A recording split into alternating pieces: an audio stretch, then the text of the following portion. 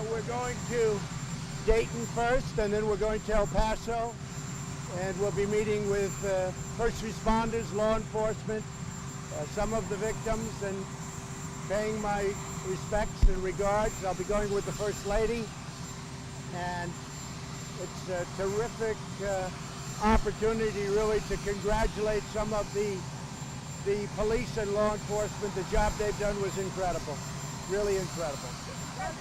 President, no doubt, I don't think anybody will argue, it's a difficult time in our country for all of us.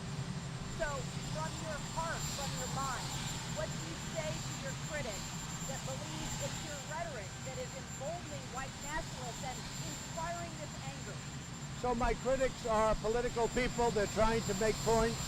In many cases, they're running for president, and they're very low in the polls. A couple of them in particular, very low in the polls.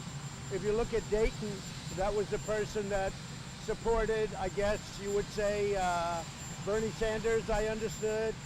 Antifa, I understood. Elizabeth Warren, I understood. Had nothing to do with President Trump. So these are people that are looking for political gain. I don't think they're getting it. And as much as possible, I've tried to stay out of that.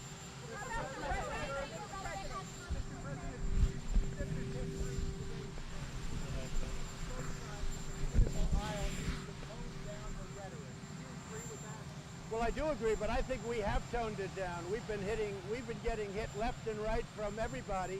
Many of the people I don't know, a couple of people from Texas, political people from Texas that aren't doing very well. I guess somebody said the mayor, I had one very nice conversation with the mayor of Dayton, could not have been nicer. And then she goes and says, I tried to call her. Well, I spoke to her, and I didn't receive any calls. So they're trying to make political points. I don't think it works because, you know, I would like to stay out of the political fray. As I was saying, and as just came out, the Dayton situation, he was a fan of Antifa. He was a fan of Bernie Sanders and Elizabeth Warren. Nothing to do with Trump, but nobody ever mentions that. Say it?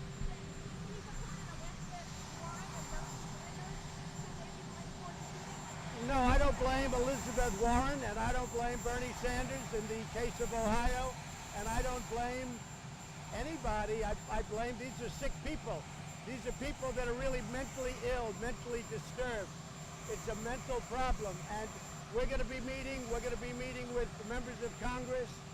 I've already got meetings scheduled, and I have had plenty of talks over the last 2 days, and I think something's going to we're going to come up with something that's going to be really very good, beyond anything that's been done so far.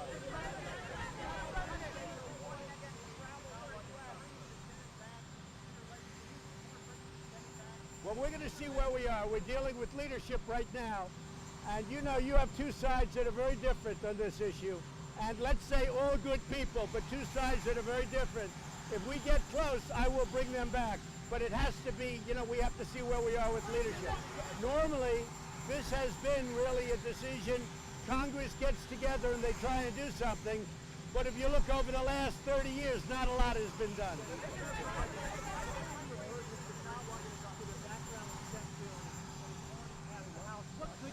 Well, I'm looking to do background checks. I think background checks are important.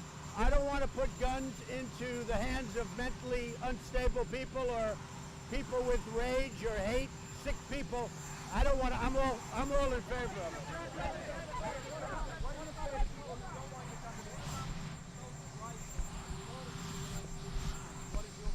Well, I can tell you that there is no political appetite for that at this moment. If you look at, you could speak, you could do your own polling, and there's no political appetite from it from the standpoint of the legislature, but I will certainly bring that up. I'll bring that up as one of the points. There's a great appetite, and I mean a very strong appetite, for background checks, and I think we can bring up background checks like we've never had before. I think both Republican and Democrat are getting close to a bill to doing something on background checks.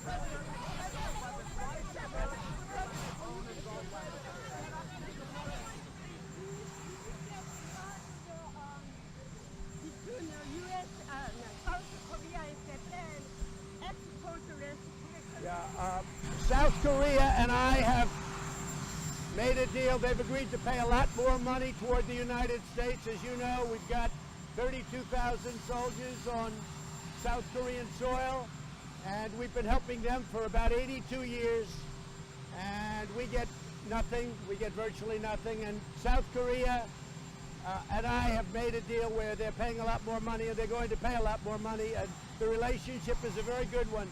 But I felt all along, I felt for years it was a very unfair one. So they've agreed to pay a lot more, and they will agree to pay a lot more than that, and we're with them.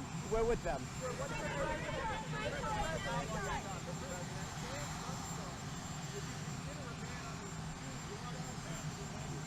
So you have to have a political appetite within Congress, and so far I haven't not seen that. I mean, I can only do what I can do. I think there's a great appetite to do something with regard to making sure that mentally unstable, seriously ill people aren't carrying guns. And I've never seen the appetite as strong as it is now. I have not seen it with regard to certain types of weapons.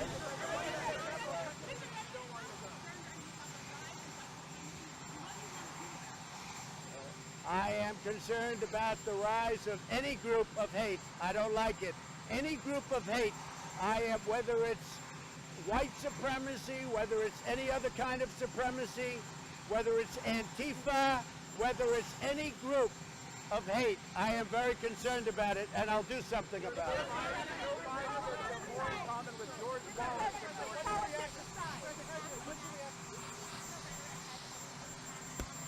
No, I don't think my rhetoric has at all. I think my rhetoric is a very, it brings people together.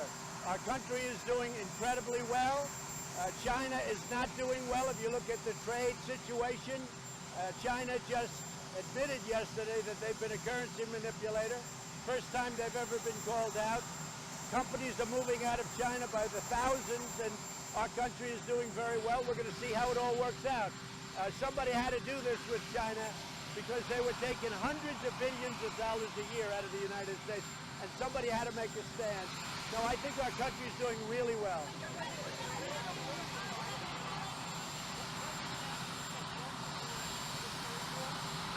I think the market reaction is anticipated. I would have anticipated. I would have maybe anticipated even more, but ultimately it's going to go much higher than it ever would have gone, because China was like an anchor on us. China was killing us with unfair trade deals. The people that allowed that to happen are a disgrace.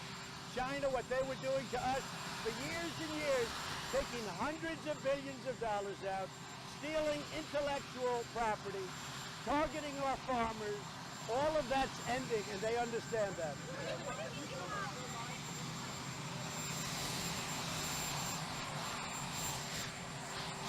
That's right. I'll be convincing some people to do things that they don't want to do, and that means people in Congress. But you get a lot of people on one side, and you have a lot of people on the other. But I have a lot of influence with a lot of people, and I want to convince them to do the right thing. And I will tell you, we've made a lot of headway in the last 3 days. A lot of headway. You and the shooter in El Paso use that same language. Do you regret that? I think that illegal immigration, you're talking about illegal immigration, huh? Yes? I think illegal immigration is a terrible thing for this country. I think you have to come in legally. Ideally, you have to come in through merit. We need people coming in because we have many companies coming into our country. They're pouring in. And I think illegal immigration is a very bad thing for our country. I think open borders are a very bad thing for our country. And we're stopping. We're building a wall right now. We won the lawsuit in the Supreme Court 2 weeks ago. The wall is well under construction. It's being built at a rapid pace. We need that. We need strong immigration laws. But we want to allow millions of people to come in because we need them. We have companies coming in from Japan, all over Europe, all over Asia. They're opening up companies here. They need people to work. We have a very low unemployment rate. So I believe we have to have legal immigration, not illegal immigration.